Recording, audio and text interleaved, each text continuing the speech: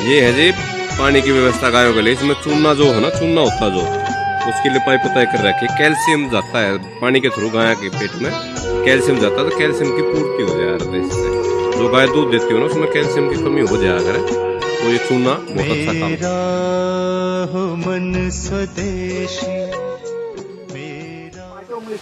आज राजू भाई की पुण्यतिथि है, उस पर आज का ये कार्यक्रम है। स्वदेशी दिवस के रूप में उसको मनाते हैं।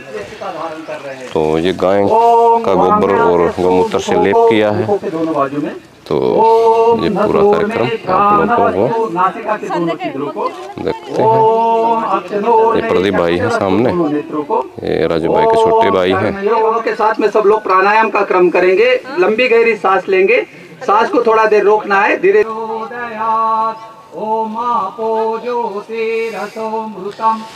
ये स्वदेशी स्तंभ है, ये बनवाया हुआ है। ये यहाँ लगेगा स्वदेशी स्तंभ, पूरा एक पत्थर का है। ये बहन जी देखो कितना अच्छा बना रखा है इन्होंने, बहुत बढ़िया बना दिया है। और ये का कार्यक्रम चल रहा है। अभी इसको बचाने का हमारा कर्तव्य है। पिताजी हैं, माता जी हैं। तो हम सब लोग मिलके पृथ्वी माता, सिर्फ भारत माता ही नहीं, पूरी विश्व माता संकट में चल रही इस समय में, तो सभी का कर्तव्य बन जाता है। तीन महाविनाश के समय, महाषड्यंत्र के समय इधर एक योद्धा के रूप में आते हुए स्वदेशी जन जागरण के माध्यम से सब अपने चित्र ले रहे हैं। ग्राम निर्माण ही बढ़िया जगह है, शानदार जगह है। ईश्वर से प्रार्थना करते हैं भाई आने वाले समय में ये एक ऐसा केंद्र बने जो स्वदेशी की तरफ लोगों को ले जाने का काम करे। पृथ्वी पूजन का क्रम करेंगे। पृथ्वी माता पर 1 मिनट जल समर्पित करते हुए नमन वंदन सब लोग करेंगे। आज 23 तारीख है, स्वदेशी दिवस के रूप में इसको मनाया जाता है। तो सब देखो प्रदीप भाई भी और सब उनके साथ चित्र ले रहे हैं। कोई उपस्थित ना दिखाई दे रहा हो स्थूल शरीर से, लेकिन सूक्ष्म रूप से सभी बहुत अच्छे यजमान बनते हैं ये, और प्रतिदिन हवन पे बैठते हैं गाँव लालपुर में। और यहाँ भी श्रद्धा, देखो यहाँ भी बैठे हैं। जगबीर जी की यज्ञ के प्रति बड़ी अच्छी श्रद्धा। ये नरेंद्र जी हैं और राजू भाई हैं, बहुत बढ़िया। ये दीपक भाई हैं, ये मोदी जी हैं। कलश पूजनम, कलश को विश्व ब्रह्मांड का प्रतीक बताया जाता है। 33 कोटि देवताओं का वास कलश में बताया जाता है। मोदी जी 33 कोटि देवताओं गंग समान आयु प्रमोषि ओम मनोरज्योतिर्जुततामाजस बृहस्पतिर्यज्ञिमं तनोतरिष्टम यज्ञं समिमं ददातु। में जो राजू भाई ने जगाई है वो अद्भुत है, जिसकी कल्पना हम नहीं कर सकते। जिन लोगों ने राजू भाई को देखा भी, दिन के उपलक्ष्य में हम लोग सब एकत्रित हुए, पूरे भारतवर्ष में एक कार्यक्रम मनाया।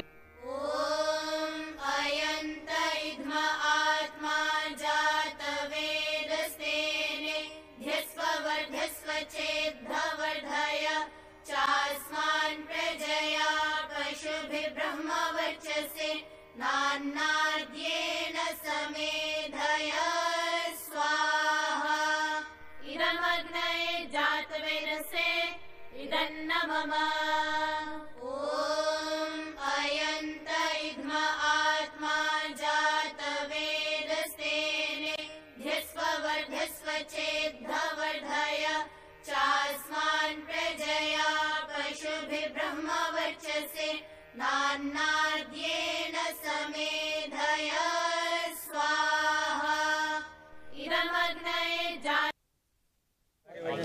भाषा ही दिखवा देंगे हमें।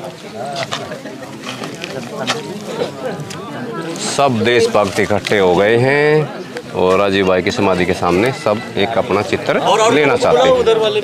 सब बैठ रहे हैं, कुछ खड़े हैं, सब पिताजी हैं, माताजी हैं, ये मदन भाई हैं, पिताजी हैं और माताजी हैं।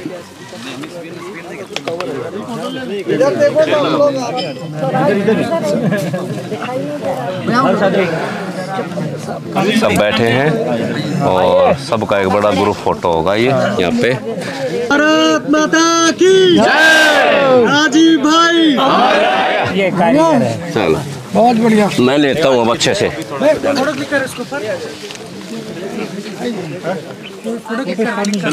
भारत माता की जय, भारत माता की जय, वंदे वंदे राजीव दीक्षित, राजीव दीक्षित, राजीव दीक्षित।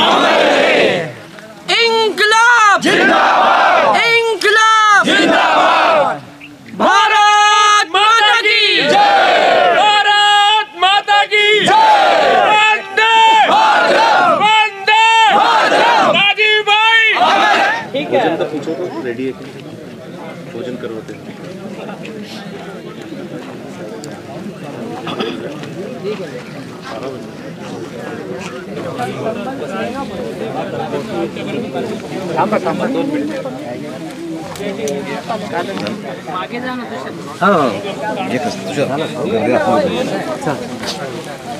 फिर भी बिजनेस के माध्यम से आगे बढ़िए।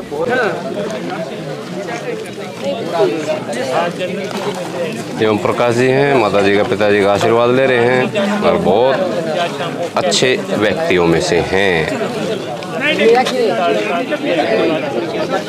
वाह जी वाह, बहुत बढ़िया।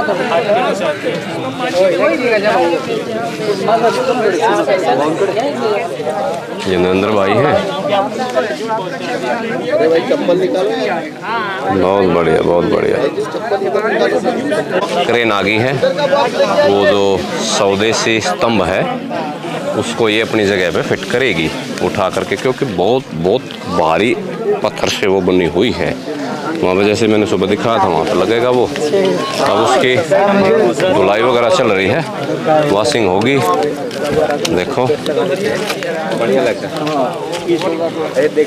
देखो वहाँ पे इसको लगाएंगे वहाँ पे। ये देखो भाई, ये स्वदेशी स्तंभ यहाँ पर रख दिया गया है क्रेन के द्वारा, और सब साथी क्रांतिकारी इसमें अपना सहयोग दे रहे हैं। उधर जाना चाहिए, इधर से इधर एक डोरी 1 इंच बहुत बढ़िया। एक डोरी बना आधा इंच। देखो भाई, वो करने का इमीडिएट पत्थर लगाना। वाह जी वाह, बहुत बढ़िया। अरे मनोज जी आप यही हैं? भारत माता की जय, वंदे मातरम।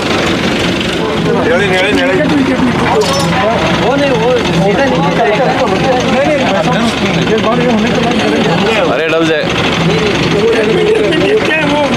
वो ज्यादा है, वो ज्यादा है। आओ भाई, ये नया बहन है और यहाँ तो ये तो देख लो आप। आओ आओ,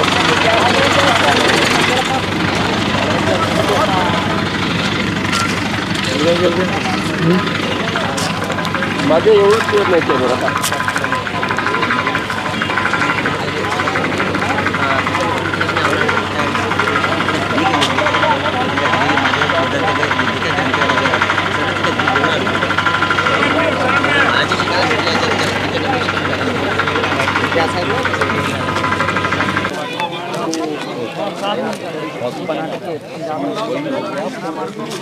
तो ये तो नहीं ये कैमरा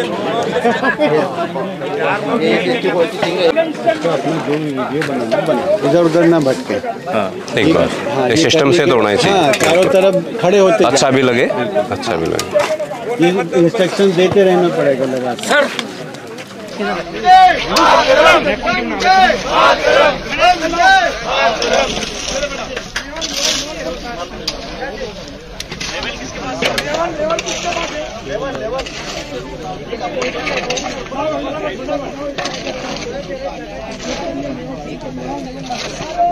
हो जाएगा।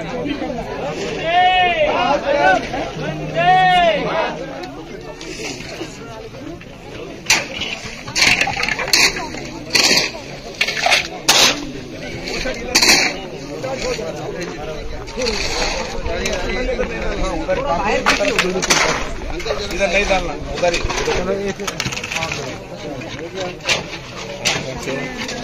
भारत माता की जय। इनकलाब जिंदाबाद, इनकलाब जिंदाबाद। वंदे मातरम, वंदे मातरम। राजू भाई अमर रहे, राजू भाई अमर रहे। मातरम जिंदाबाद, भाई राजीव दीक्षित अमर रहे। मातरम जिंदाबाद। भाई राजीव दीक्षित इंकलाब जिंदाबाद इंकलाब जिंदाबाद वंदे मातरम भाई राजीव दीक्षित भाई राजीव दीक्षित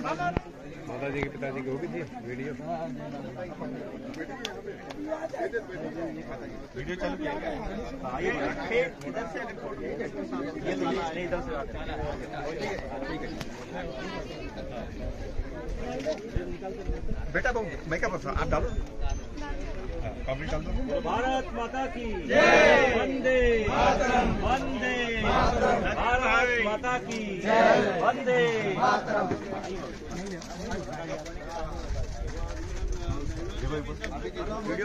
वीडियो पे रखेगा ना बीट खत्म कराओ ये विजयपाल जी हैं, बड़े मेहनती हैं भाई और डाल रहे हैं। बहन जी भी आएंगे अभी, नहीं आ बहन जी आओ। ये डाल दो डाल डाल डाल। अरे कोई बीच में ना मत आओ यार। बस हो गया बस, बहुत बहुत धन्यवाद जगबीर जी। वाह जी वाह, जगबीर जी हैं, इन्होंने भी कर दिया अपना सहयोग, बहुत बढ़िया। ये मनोज भाई है ना मैं कोई ना ये भाई साइकिल वाले हैं, कर रहे हैं, कोई दिक्कत नहीं है।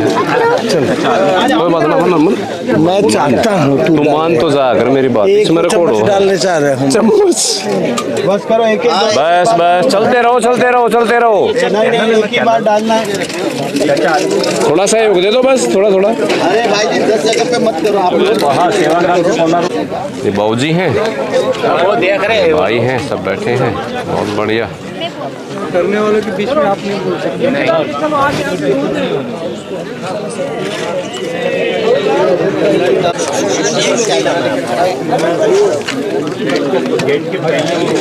ये विनोद जी हैं, विनोद जी डाल रहे हैं। जल्दी करो भाई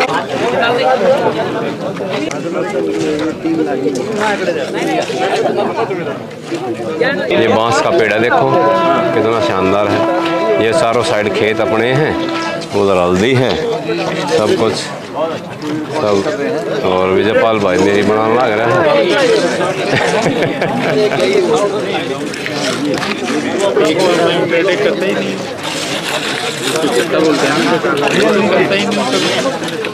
ये अजय कर्मयोगी जी हैं, इन्होंने अपना सहयोग दे दिया है।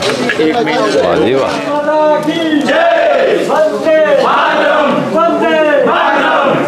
भारत माता की जय। राजीव भाई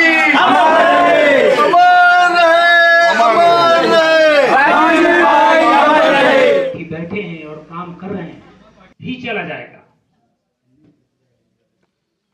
राजा देख रहे हैं, वो प्रजा भी देख रहे हैं। हम नन्ही मुन्नी आंखों से एक सपना देख रहे हैं। हम नन्ही मुन्नी आंखों से एक सपना देख रहे हैं। हम स्वर्ग से सुंदर वादी में घर अपना देख रहे हैं। हम स्वर्ग से सुंदर वादी में घर अपना देख रहे हैं।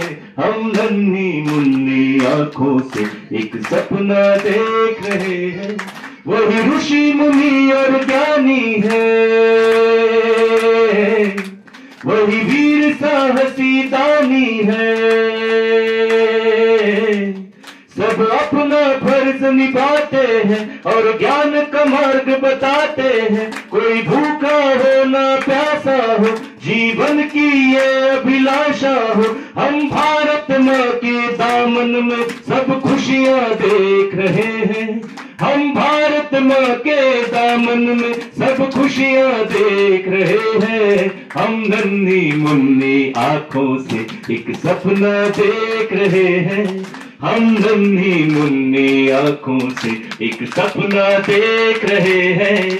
हम स्वर्ग से सुंदर वादी में घर अपना देख रहे हैं। देख रहे कि नहीं? ताली तो बजाओ। हम स्वर्ग से सुंदर वादी में घर अपना देख रहे हैं। हम नन्ही मुन्नी आंखों से एक सपना देख रहे हैं। एक सपना देख रहे हैं, एक सपना देख रहे हैं। बोलो भारत माता की, दोनों हाथ ऊपर करके भारत माता की, वंदे वंदे। राजीव दीक्षित, राजीव दीक्षित। दोस्तों, भारत सरकार मोर्चा जो है, जनता सरकार मोर्चा, देर नहीं लगेगी।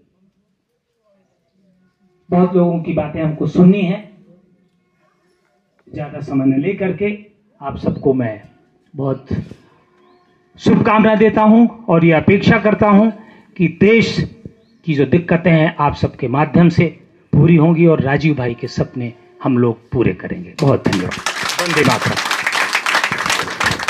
राजीव भाई की। दोस्तों, यहाँ पर जो सेवाग्राम में हम सब लोग आते हैं, पूरे देश में पता है कि मदन भाई जो है 2 दिन यहीं मिलते हैं। हमने प्रण किया है कि हम 29 और 30 को यहीं रहेंगे, भले ही हम कहीं पे भी रहें, जेल में भी अगर रहे तो हम पेरोल पे आएंगे 2 दिन के लिए।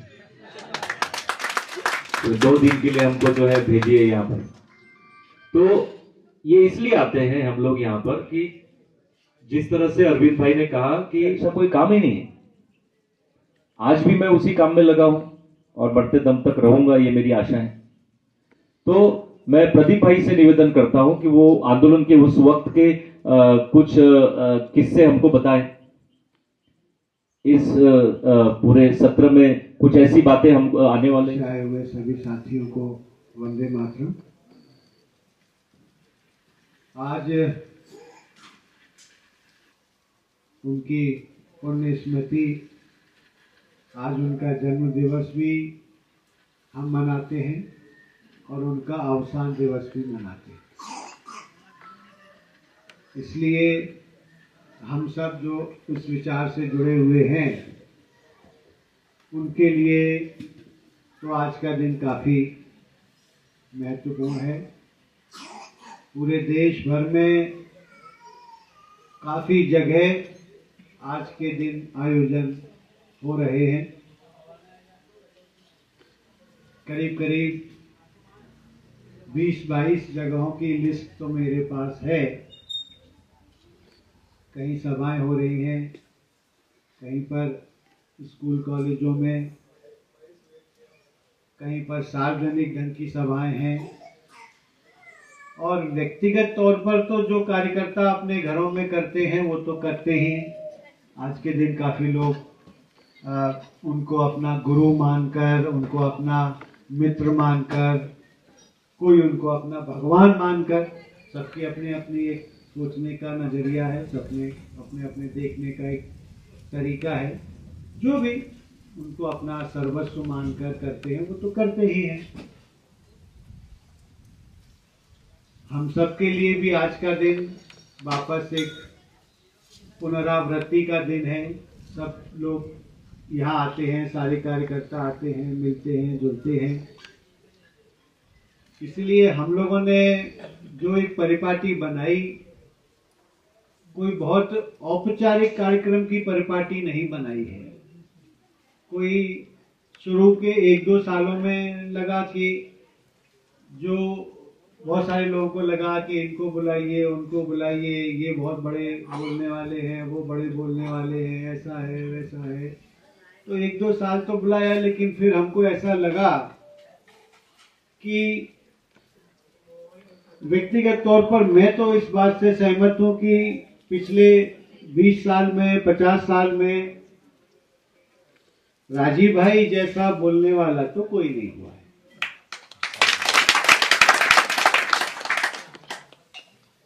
उनके विषय रखने का जो तरीका है या जो बात समझाने का तरीका है वो अद्भुत है।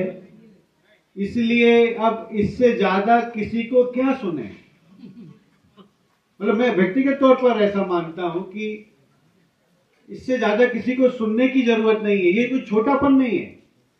कोई अगर इसको ऐसा मानता हो कि भाई ये छोटापन है, ये छोटापन नहीं है। ये एक ऐसा रास्ता है कि हमने किसी एक व्यक्ति को माना, हमने किसी एक विचार को माना और पूरा ठिया बांध के उसके लिए हम अपना काम करने के लिए तैयार हैं। इतना ही पर्याप्त है। जीवन में अगर हम 1000 लोगों को सुनेंगे तो 1000 लोगों को फॉलो नहीं कर सकते। हमारी कैपेसिटी नहीं है, हमारी क्षमता नहीं है, हम किसी 1 या 2 को ही फॉलो कर सकते हैं। आप अगर 1000 लोगों को सुनेंगे तो सुनने वाले इंस्ट्रूमेंट बन जाएंगे। कोई 1001 में आएगा उसको भी सुन लेंगे, ठीक है जी, बहुत अच्छा है, क्या करें। तो इसलिए मेरा तो ऐसा मानना है कि बहुत ज्यादा बाहर के लोगों का सुनने से कोई बहुत, हाँ राजीव भाई ने इतना सब नहीं बोला होता या इतना सब नहीं कहा होता, इतने सारे विषयों पर बोला। उनका अंतिम व्याख्यान जो मुझे मिला मुश्किल से, वो आध्यात्म के ऊपर है। मतलब नवसारी करके एक जिला है गुजरात में, नवसारी के जिले में उनका अंतिम व्याख्यान है जो मतलब अद्भुत है। शायद YouTube पर आया है कि नहीं आया मुझे नहीं मालूम। उन्होंने शिक्षा के ऊपर बोला, तो एक कार्यकर्ता के नाते या एक शुरुआती तौर पर कार्य करने के नाते उन्होंने जो बोला है वो इतना काफी है कि आप काम शुरू कर सको। बाकी सीखना तो आपके काम करने के दौरान होता ही रहता है, ऐसा नहीं है कि नहीं होता रहेगा। आप अपने काम से भी सीखेंगे, अपने अनुभव से भी सीखेंगे और दूसरे लोगों से भी सीखेंगे।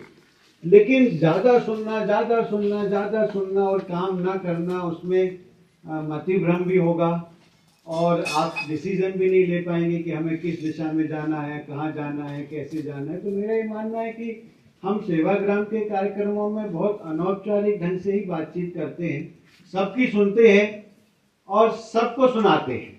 यहाँ जितने भी लोग आते हैं सबको अपनी बात कहने का मौका मिलता है। हम ये मान के नहीं चलते कि जो मंच पर बैठे हुए यही अपनी बात बोलेंगे, लेकिन एक छोटा सा एक तरीका है काम करने का। ठीक है, आज के सत्र में ये मंच पर बैठे हैं, दूसरे सत्र में कोई दूसरा बैठ जाएगा, तीसरे में तीसरा बैठ जाएगा, चौथे में चौथा बैठ जाएगा। तो ऐसे करके हम सब अपनी बात कहते हैं, हम सबकी बात सुनते हैं, सबको अपनी बात कहने का अधिकार भी है, कहना भी चाहिए। तो इस तरह का एक ये बहुत अनौपचारिक 2 दिन का हमारा सेशन रहता है।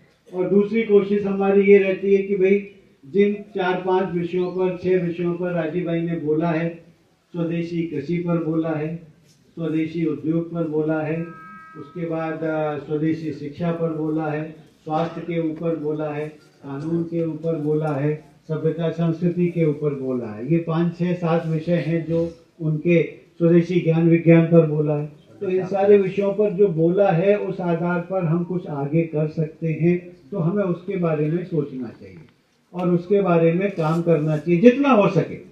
कोई ऐसा जरूरी नहीं है कि हम बहुत कुछ करें या करने का संकल्प लें तो उतना हो ही जाए, लेकिन काम करेंगे। अगर 100% सोचेंगे कि हमें 100% करना है तो 10% होगा, 15% होगा, 20% होगा, कुछ तो होगा, कुछ तो गाड़ी आगे बढ़ेगी। तो उस आधार पर हम इन 2 दिनों का नियोजन करते हैं कि भाई हम उसमें, हमें से बहुत सारे लोग हैं जो काफ़ी काम करते रहते हैं लेकिन हमें नहीं पता क्या कर रहे हैं क्या नहीं कर रहे हैं। तो वैसी स्थिति में इन 2 दिनों का नियोजन बहुत अनौपचारिक ढंग से होता है। ये कोई अधिवेशन नहीं है, ये एक मित्र मिलन है। यहाँ सेवाग्राम की परंपरा ऐसी है कि यहाँ पर गांधी जी के जाने के बाद, विनोबा जी के जाने के बाद एक मित्र मिलन है कि भाई साल भर में सारे मित्र इकट्ठे होते हैं, मिलते हैं, बातचीत करते हैं, कुछ अपनी बात कहते हैं, कुछ दूसरों की सुनते हैं, कुछ नयापन उसमें लेकर आते हैं। तो एक दूसरे का सुनना, जोड़ना, घटाना, उसमें से फिर से नया कोई रास्ता निकालते हैं। और रोजगार का ट्रेंड इतना तेजी से बदला है, ये पिछले 20 साल में इतना तेजी से ट्रेंड बदला है कि विकसित हो सकता है। ये दुनिया की दूसरी सभ्यताओं में विकसित नहीं हो सकता। ये कन्विक्शन है, कन्विक्शन है, ये कोई बात नहीं है, नहीं होगा। क्योंकि आपका जो दर्शन है, आपका जो सभ्यता है, आपकी जो संस्कृति है, वो आपको ऐसी चीजों के बारे में सोचना सिखाता है। एक गुजराती का नरसिंह मेहता है ना, उनका एक भजन है, वैष्णव जन तो तेने कहिए पीड़ पराई जाने रे। वैष्णव जन कौन है? जो दूसरों का दुख समझ सके वो वैष्णव जन है। मतलब इतनी ऊंची बात शायद कहीं नहीं कही गई। आपको ये सिखाया गया कि दूसरों का दर्द आप समझो, दूसरों का जो परेशानी है उसको। जो आया था नया नया WTO जो आया था उसकी केस स्टडी करना, उसके बारे में लोगों को समझाना बताना। तो इन 2-3 विषयों के ऊपर खेती में जो विदेशी कंपनियां आई है, कारगिल जो सीड कंपनी है आई है, उसका कितना बड़ा साम्राज्य है। तो ये उनका जो पहला पायदान है वो पहला पायदान अंतर्राष्ट्रीय आर्थिक संबंधों के आधार पर और विदेशी कंपनियां कैसे दुनिया चलाती हैं इस आधार पर उनके व्याख्यान बोले हैं, जो थोड़े बहुत 1997 के बाद भी सुनाई देते हैं। उतने नहीं सुनाई देते जितना उससे पहले बोलते थे। लेकिन अब दुर्भाग्य का ये सौभाग्य कि हमारे पास कुछ भी नहीं है उस बारे में कहने के लिए कि क्या बोलते थे। थोड़ी बहुत स्मृतियां हैं, उस आधार पर ही चीज कही जा सकती है। फिर उसके बाद जो दूसरा उनका कालखंड है वो यहाँ सेवाग्राम का है।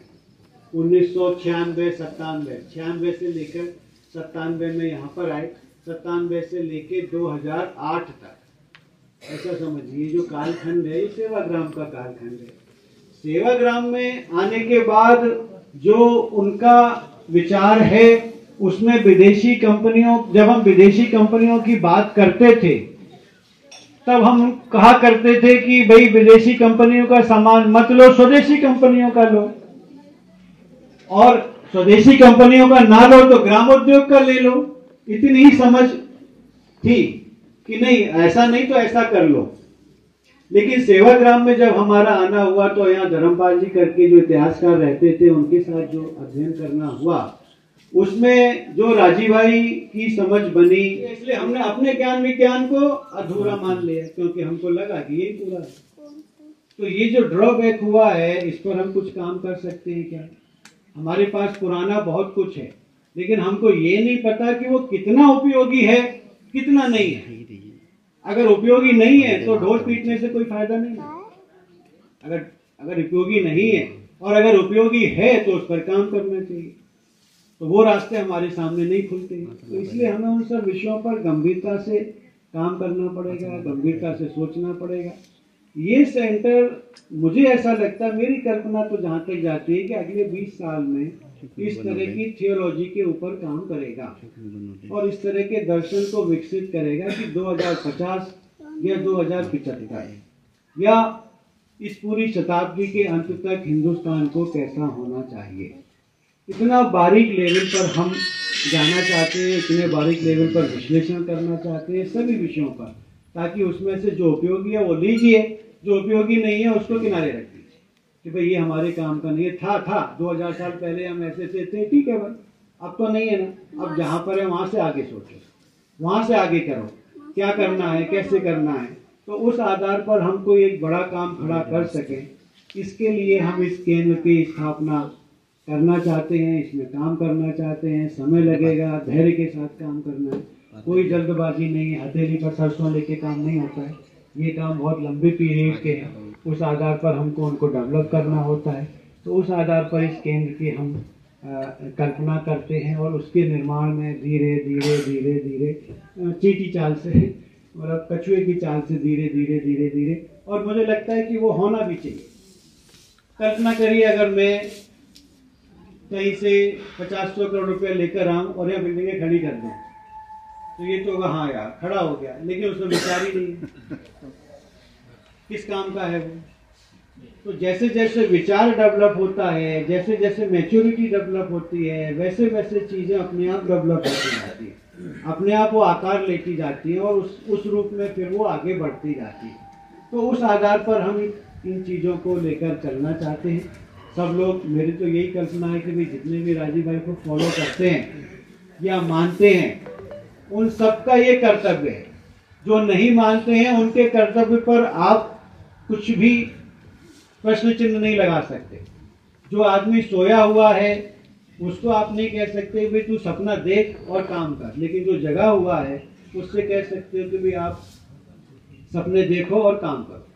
इसलिए जो राजीव भाई को मानने वाले हैं उनको हमें ये समझाना है, उनको ये बताना है, उनको ये कहना है कि भाई दुनिया को जीने के लिए या हिंदुस्तान को जीने के लिए अब एक नई सभ्यता, एक नई परिभाषा और एक नए दर्शन की जरूरत है, जो एक नया रास्ता हमको दिखाएगा, नई बातें हमको कहेगा, नए ढंग से कहेगा और नए ढंग से कहने के लिए हमारे लिए नया रास्ता खोलेगा। हम ऐसा मानते हैं और मैं तो ये मान के काम करता हूँ कि भाई राजीव भाई आज होते तो ऐसा ही कहते, ऐसे ही चीज़ों को आगे बढ़ाते और इसी ढंग से चीज़ों को आगे लेकर जाते और उसी ढंग से हम चीज़ों को आगे लेकर जाना चाहते हैं और आगे देखना चाहते हैं।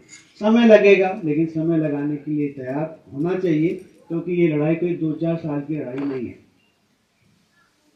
50-50 साल लग जाते हैं संगठन को खड़ा होने में और चीज़ों के एस्टेब्लिश होने में, आपकी आंखों के सामने है। सही है। तो ऐसी स्थिति में समय लेकर राजीव भाई ने शुरुआत कर दी, या वो एक बीज बो के गए, या उस बीज का पौधा बनना है, पौधे के बाद पेड़ बनना है, पेड़ बनने के बाद बड़ा होना है, फिर फल देना है। तो समय तो इन चीज़ों को लगना है, लगेगा, लगना भी चाहिए, लेकिन हमें धैर्य के साथ उन सब चीज़ों पर आगे बढ़ना है। आदरणीय बलारा जी हमारे बीच में आ गए हैं।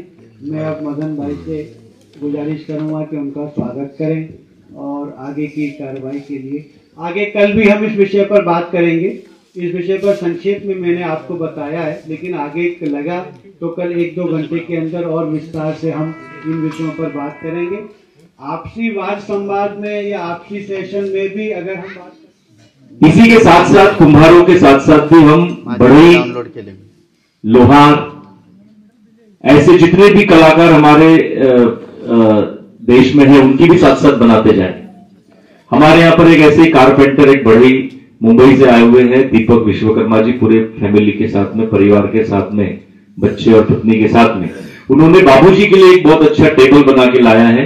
मैं दीपक भाई से अनुरोध करूंगा कि वो आए और वो जो अपनी भेंट है वो बाबूजी के लिए, कि बाबूजी बैठकर उस टेबल पर लिख सके। जोरदार तालियां दीपक भाई के लिए।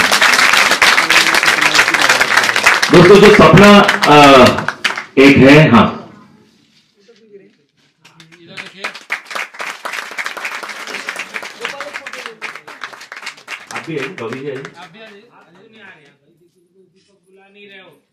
माता जी की तरफ से खड़े रहिए।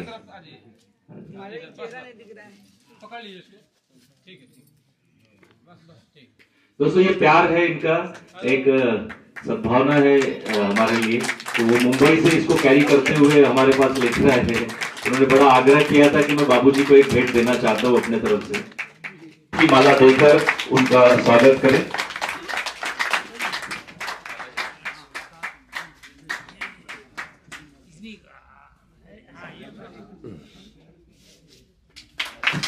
भारत माता की, भारत माता की, वंदे वंदे।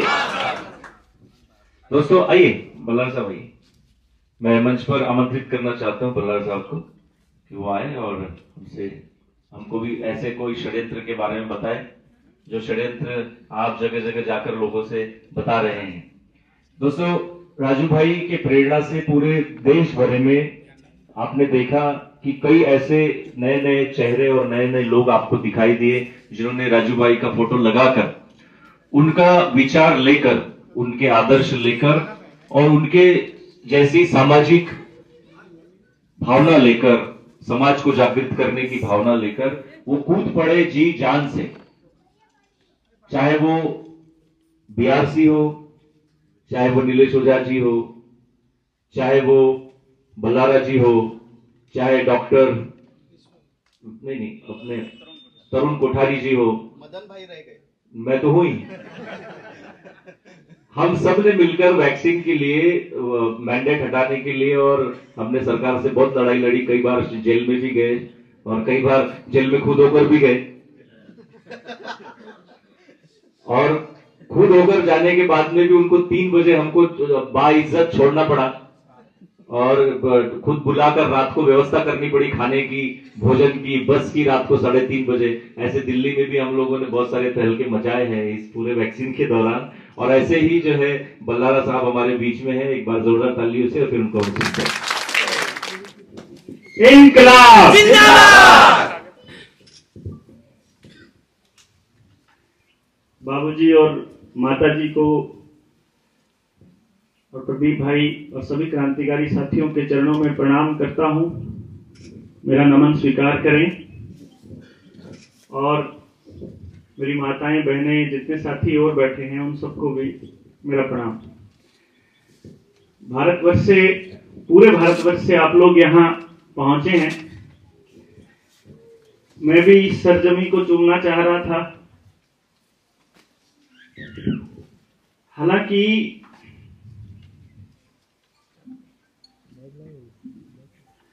जब हम राजीव भाई के बारे में बात करते हैं तो मैं खास तौर पर भावुक हो जाता हूं।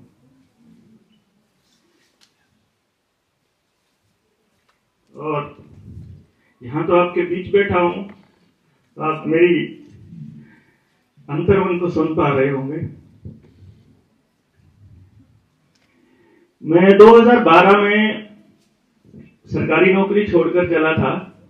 मैं टीचर था हरियाणा गवर्नमेंट में, और कुछ कुछ चीजें मुझे समझ में आने लगी थी कि ये पूरे देश को बर्बादी जो हो रही है, जब मैं सारे अफसरों को, सारे गांव वालों को, सरपंचों को बता रहा हूं तो ये समझ क्यों नहीं पा रहे। तो एक नए तरीके का, एक नया सिस्टम तैयार करने के लिए मैंने नौकरी ही छोड़ दी कि अब अपना ही सिस्टम तैयार करेंगे। क्योंकि मैं इंडिया का पहला आदमी था जिसने इस चीज के ऊपर काम किया था कि हम 3 साल की उम्र के बच्चे को यह बता सकते थे कि ये बच्चा, बता सकते हैं मतलब कि ये बच्चा कुदरत ने कैसे दिमाग के साथ भेजा है, ये कैसा बच्चा है। कुदरत ने इसको साइंटिस्ट बनाया है, आर्टिस्ट बनाया है, संगीतकार बनाया है, पढ़ने के लिए बनाया है, कि खेलने के लिए बनाया है, कि कूदने के लिए, कि बैठने के लिए, कि बोलने के लिए, कि चुप रहने के लिए, कि लोगों के लिए, कि अकेलेपन के लिए, किस तरह से बनाया है। तो ये जब हम इसका इस्तेमाल गांव के लिए करना चाह रहे थे तो मुझे ये समझ में आया कि कोई भी ऐसी चीज इंप्लीमेंट हो ही नहीं पा रही है। और हमने गांव के लोगों को जगाना शुरू किया। थोड़ा जगा पाते थे क्योंकि जब नौकरी छूट गई तो थोड़ा संघर्ष बढ़ गया। सभी रिश्तेदारों ने, दोस्तों ने साथ छोड़ दिया, कहने लगे इसका दिमाग चल गया है। अपनी भी छोड़ दी, घरवाली की भी छुड़वा दी। बेटा छोटा था, उसको वंडर किड के नाम से दुनिया जानती थी कि ये 7 साल की उम्र में उसने 10वीं तक का मैथ, फिजिक्स, केमिस्ट्री कर दिया था। और बचपन में जब वो पैदा हुआ तब डॉक्टर्स ये कहते थे कि ये सारी उम्र बीमार रहेगा और ये मतलब ठीक नहीं रह पाएगा और सीखने में भी बड़ा डल रहेगा। मुझे पता नहीं कैसे, मैं उस टाइम तक पूरी गहराई से, क्योंकि 2006 में बेटा जन्म लिया था, तो मुझे पता नहीं था, पता नहीं कैसे कुदरत ने ऐसा किया कि जब घर वाले बोलते अरे इसको पोलियो पिलाना है, मगर नहीं पिलाना है, अरे इसको ना ये वाला टीका लगवा लो। मैं कहा बीमार तो है नहीं, क्या जरूरत है लगाने की। मतलब मुझे उस टाइम तक इन पूरी की पूरी ये मैंने इस पूरे प्रोपेगेंडा को नहीं जाना था, बट मैं उन चीजों से बच गया। तो आज मेरे बेटे को 10 साल हो गए हैं कोई भी दवाई खाए हुए, कोई भी मेडिसिन खाए हुए। आज वो 17 साल का है, 16 साल का। इसी तरह से अच्छा, और जिसको मंदबुद्धि कहाने की जरूरत की थी डॉक्टरों ने कि ये सीख नहीं पाएगा, आगे पढ़ाई में भी ऐसा ही रहेगा, उस बच्चे को 7 साल की उम्र में 1000 तक पहाड़े याद थे और 10वीं तक का मैथ, फिजिक्स, केमिस्ट्री। और ऐसा नहीं पढ़ने के लिए, पढ़ने में नहीं, चेस का स्टेट चैंपियन, स्केटिंग का स्टेट चैंपियन, और आज वो लॉन टेनिस का नेशनल चैंपियन है इस टाइम पर।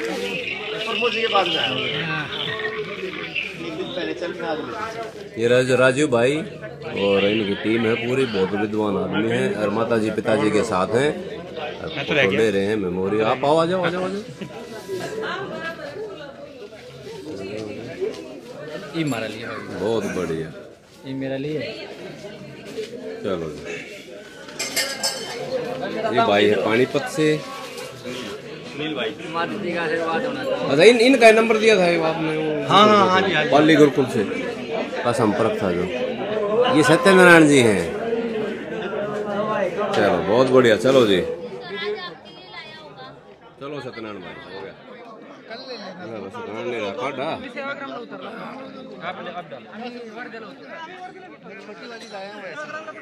मेरा भी डाल दे भी ठोक दिया। हाँ कुछ भी ऐसे नहीं ले तो उसको बुला लेते ना। ये हो रहा है थोड़ा दर्शन तो फिर वही देंगे गांव में। अरे यो बढ़ रहा है वजन ये घट नहीं रहा है, पेट भीतर कर लिया।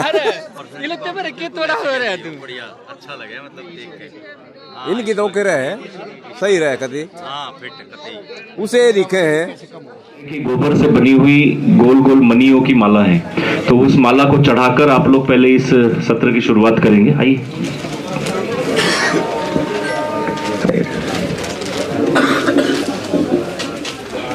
हमारे नागपुर के डीवाईएसपी श्री बाबर जी यहाँ पर उपस्थित हुए हैं, उनसे भी निवेदन करूंगा कि आप भी माला अर्पण के लिए सामने आए। दोस्तों हम किसी भी प्रशासन के कार्य में हो, मगर राजू भाई को मानने वाले लोग कभी भी जो है वो बाबर जी जैसे ऐसे लोग हैं जो निष्पक्ष और बिना किसी करप्शन के काम करते हैं। ऐसे जोरदार तालियां। मतलब एक साइड हो जाए, फोटो भी आ जाए ना। आप भी आइए, पकड़ जी आइए, बाबा साहब आइए। भारत माता की, भारत माता की, वंदे वंदे। राजीव दीक्षित, राजीव दीक्षित। बहुत बहुत धन्यवाद। हाँ और हमारे भाई साहब हैं, पहले आते में तो पहली बार आया और बढ़िया प्रोग्राम बन रहा है जी। देखने से बहुत ही अच्छा प्रोग्राम है और होना चाहिए ऐसे काम। धन्यवाद। बहुत